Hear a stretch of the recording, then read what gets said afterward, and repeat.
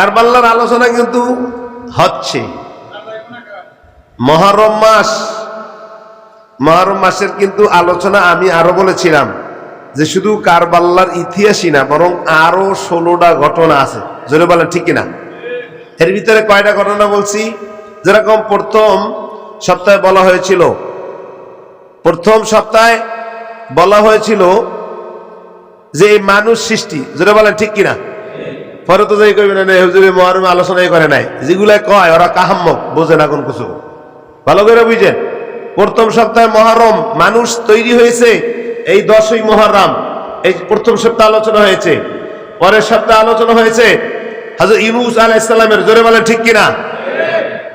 আজকের আলোচনা হবে এই মুহররম মাস হযরত হুসাইন কারবালার ময়দানে, কারবালার ইতিহাসে তারা মোট 70 জন লোক ছিল। কতজন? আগামী সপ্তাহে জিজ্ঞাসা করবো যে কে দেখবো, কে বলতে পারেন। পুরুষ ছিল 32, মহিলা ছিল 32 জন, 70 কি 72, আর 40 জন ছিল পুরুষ। কতজন ছিল? হযরত হুসাইনের দলে লোক ছিল মোট 70 থেকে 72। কত? এই কারবালার ময়দানে এই 70 থেকে 72 লোক, এর ভিতরে 40 জন ছিল পুরুষ আর 32 জন ছিল মহিলা। আর এজিদের ওই বেঈমানের পক্ষে ছিল 6000। কত? ভালো করে বুঝেন। আবার কইবেন না হুজুর কি আলোচনা করলো, কেন কিছু লোক আছে তো কোনটা পাতের গন্ধ করে এটা বোঝে না, সব না খানদান বরাবর সব। এই জন্য বোঝার কিছু দরকার আছে। আমরা যখন ক্লাসে বসতাম, যখন ছোটকালে যখন ক্লাসে পড়তাম, কিন্তু ক্লাসে যারা ভালো ছাত্র তারা আজকের যে কি পড়া দেবে ওস্তাদেশ, ওইটা আমরা বাড়ি থেকে পইরা আনতাম। তাহলে কিছুটা পইরা আসলে আর কিছুটা বললে তখন ওইটা মাথার ভিতরে ঢুকতো। জোরে বলেন ঠিক কিনা? তো আপনি যদি মসজিদে বসে অন্য চিন্তায় থাকেন, তাহলে আমি যে কি হয়েছে তবু কইতে পারবেন না। কেন? আর ধরার তো কিছু ক্ষমতা লাগবে, মাথার কিছু হেলমেটের ভিতরে কম্পিউটার কিছু ঢুকান লাগবে। কিন্তু যদি মনে করেন না সবই একই কথা কয়, তাহলে হইলে না তো। আর কোরআন আজকের আমি সূরা বাকারায় 2 নম্বর পারায় 2 নম্বর পৃষ্ঠায় থেকে আমি কোরআন আয়াত তেলাওয়াত করেছি। তাইলে এই আয়াত এবং হাদিসের মাথাতের যে সারমর্ম আলোচনার মৌজু আলোচনা, জ্ঞানগর্ভ আলোচনা হলো ওই কারবালার ময়দানে। আজকে কিন্তু মুহররমের শেষ দিন, কিন্তু আলোচনা শেষ হবে না, আলোচনা আরো থাকবে। শুধু কারবালা আলোচনাই না। তখন কারবালার প্রান্তরে কিভাবে গেছে, কেন গেছে, এই কথা আপনারা জানেন। কুফার গভর্নর ছিল ওবায়দুল্লাহ ইবনে জিয়াদ। নাম কি বলেন তো? ওবায়দুল্লাহ ইবনে জিয়াদ। ওবায়দুল্লাহ ইবনে জিয়াদ। এই জিয়াদ, ওবায়দুল্লাহ ইবনে জিয়াদ, এই জিয়াদ এ আসলে জারদ। জোরে বলেন ঠিক কিনা? এরই ছেলে এলো ওবায়দুল্লাহ। এই তো হযরত হুসাইনের মাথাটা যখন কুফার ভিতরে যখন ঢুকছে, হযরত হুসাইনকে বারবার চিঠি রাখতো কুফা নগর থেকে যে আপনি আসেন, আপনার বয়াত গ্রহণ হবে। কি জন্য সমস্যাটা হলো? দিন ইসলাম নিয়া। কি নিয়া? দিন ইসলাম। অর্থাৎ এই এজিদের দল তারা চাইছে যে তারা শাসন করবে। হযরত হুসাইন চিন্তা করলো, আমার দাদার দেওয়া যেই দিন, দাঁত ভাঙ্গা যেই দিন, রক্ত দেওয়া যেই দিন, এই দিনকে এজিদের বাহিনী তারা বিচ্ছিন্ন করে এই দেশে তন্ত্র এরকম তারা সৃষ্টি করবে, তাদের মন গড়া তারা চালাইবে। এটা আমি আমার দাদার দিনকে প্রতিষ্ঠা করার জন্য রক্ত না, যদি মরা লাগে মরব, রক্ত দেব, কল্লা দেব, তবু এই দেশে এজিদের ক্ষমতা আসতে দেব না। জোরে বলে ঠিক কিনা? উদ্দেশ্য কিন্তু এটাই ছিল, আর কিছু না। বারবার যখন চিঠি লাগলো কুফা লোকেরা এজিদের, তারা এজিদকে মানতেছে না। বলল হুসাইন আপনার এখানে দরকার, আপনি আসেন। কিন্তু বারবার চিঠি লেখলো, কিন্তু চিঠি লেখার পরও তারে অনেকবার তারে নিষেধ করলো যে না আপনি ওখানে যাইয়েন না। এরপর বলছে না, আমি দিনকে, একমাত্র দিনকে প্রতিষ্ঠা করার জন্য, কারণ লিউযহিরাহু আলাদ الدين كله وكفى بالله شهيدا محمد رسول الله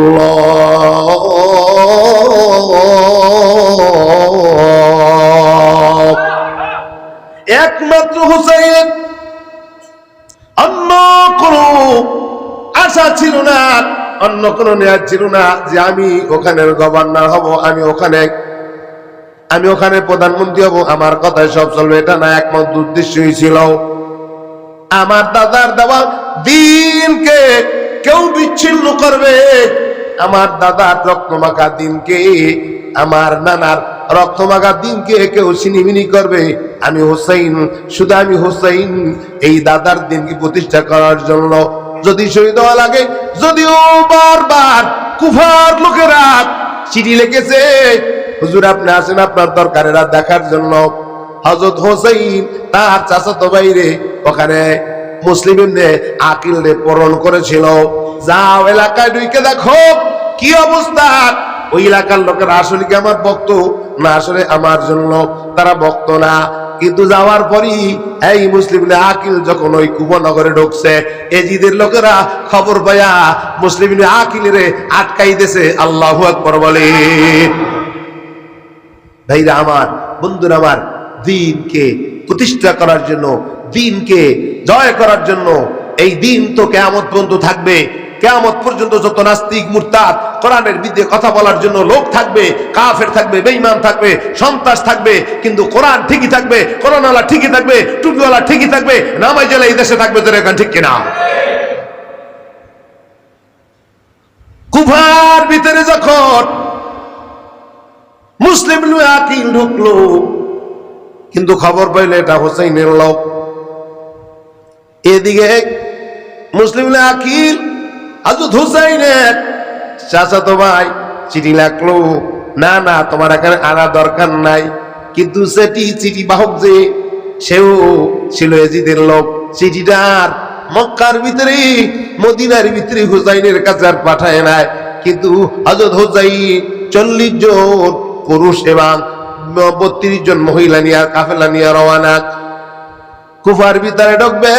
খবর পেয়েছি ওই কুফার গভর্নর ছিল ওই উবাইদুল ইবনে জিয়াদ। এই খবর পায়া হযরত হুসাইনের আটকাই দিয়েছে।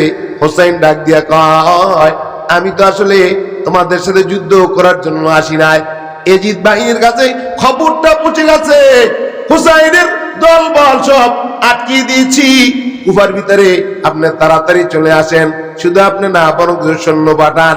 এবার এজিদে 6000 সৈন্য হুসাইনের বিরুদ্ধে লড়াইয়ের জন্য প্রেরণ করলো। বলেন নাউজুবিল্লাহ।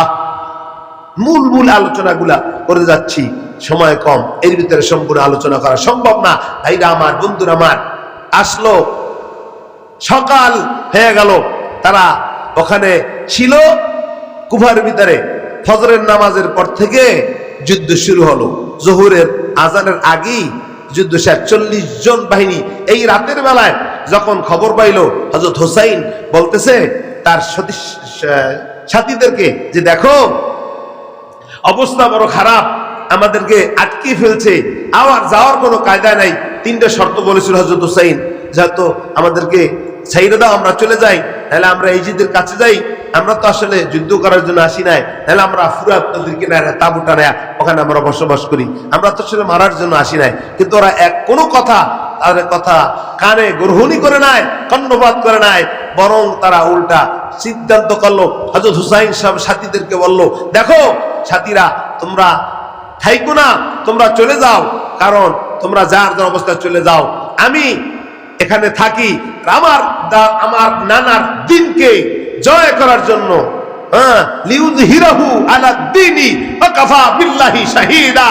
আমার নানার এই দিনকে, রক্তমাখা দিনকে, দাঁত ভাঙা দিনকে প্রতিষ্ঠা করার জন্য আমি একাই আমি এদের সাথে থাকি, তোমরা চলে যাও, আমার কারণে তোমরা শহীদ বরণ করো না। কিন্তু দেখেন তারা কেমন, তারা উত্তর দিতেছে। তার সঙ্গী যারা ছিল 40 জন ছিল পুরুষ আর 32 জন মহিলা, তারা বলতেছে যে না, আপনাকে ছেড়ে আমরা চলে যাব, তারা বলতেছে যে না, আমরা যদি চলে যাই, আপনি যদি এখানে থাকেন, আপনি যদি শহীদ হন, হাসরের ময়দানে, কিয়ামতের ময়দানে, কঠিন মুসিবতের দিবসে যদি আল্লাহ জিজ্ঞাসা করি, আর আপনার নানাই যদি জিজ্ঞাসা করি, তোরা কেমন মুসলমান ছিলি, আমার নাতি হযরত হুসাইনে ওই যে কুফা নগরে এজিদের বাহিনীর কাছে সে তোরা কি এভাবে পিছন থেকে চলে আসলি, হুসাইন আমরা কেমনে কিয়ামতের ময়দানে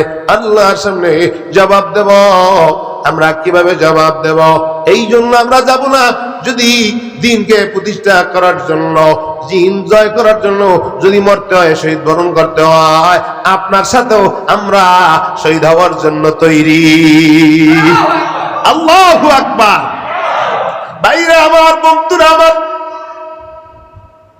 জোহরের আযানের আগে কারবালার প্রান্তরে 40 জন মুসলমান তাদেরকে খতম করে দিছে। এখন বাকি আছে হযরত হুসাইন, আর কেউ বাকি নাই।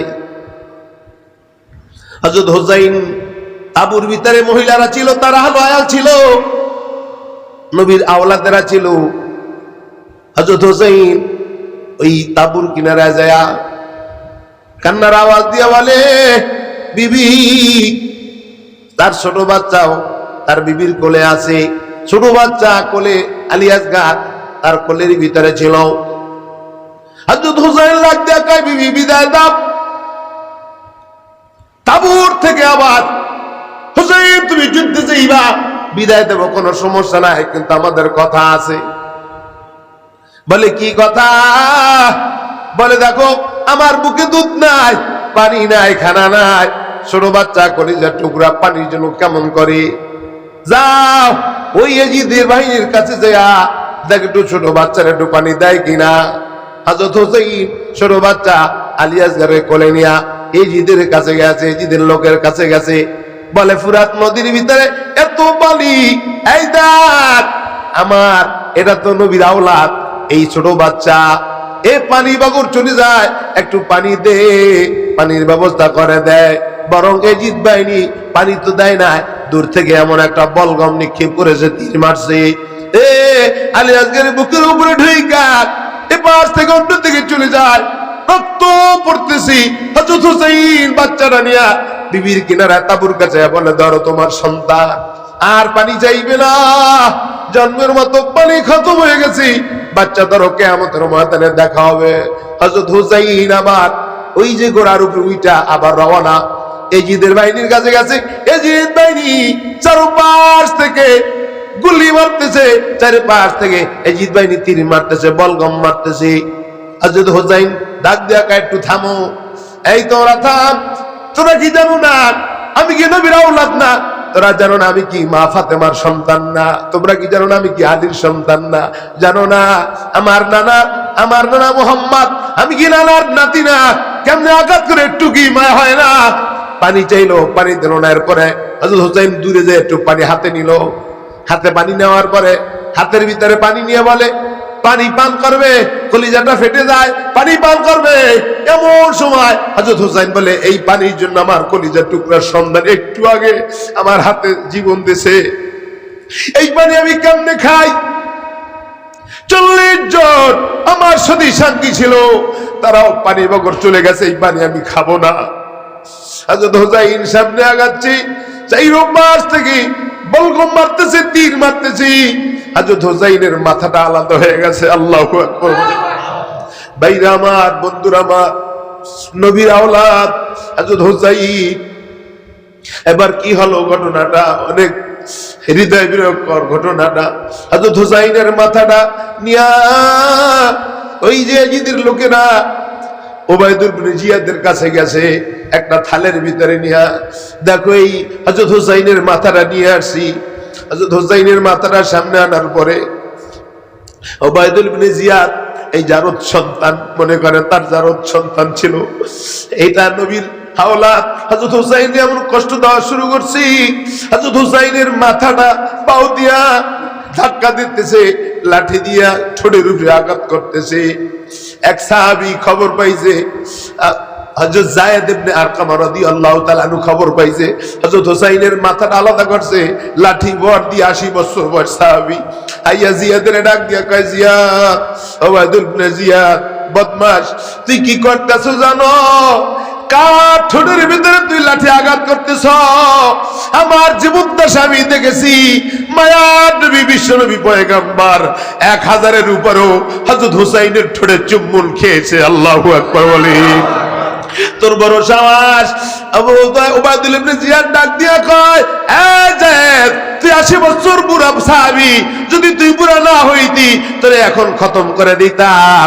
যায়েদ ইবনে আরকাম ডাক দিয়া বলে, জিয়াদ, ওবায়দুল ইবনে জিয়াদ, শুধু আমার নবীর নাতির আঘাত করবি, ঠোঁটে আঘাত করবি, আমারে যদি খতম করে দাও, একবার না, দুইবার না, নবীর আওলাদের উপর আক্রমণ করবি, আমি যায়েদ 1000 বার যদি শহীদ হতে হয় তবু আমি নবীর খাতিরে 1000 বার শহীদ হইতে রাজি আছি। আল্লাহু আকবার বলে।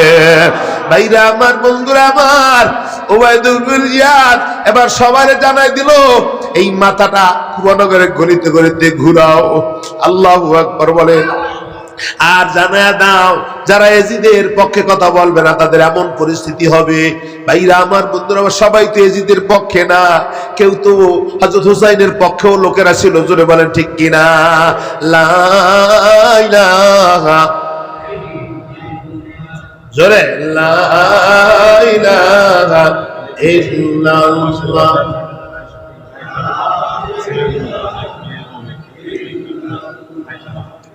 লা ইলাহা ইল্লাল্লাহ, লা ইলাহা, লা ইলাহা ইল্লাল্লাহ, লা ইলাহা, লা ইলাহা, লা ইলাহা ইল্লাল্লাহু মুহাম্মাদুর রাসূলুল্লাহ।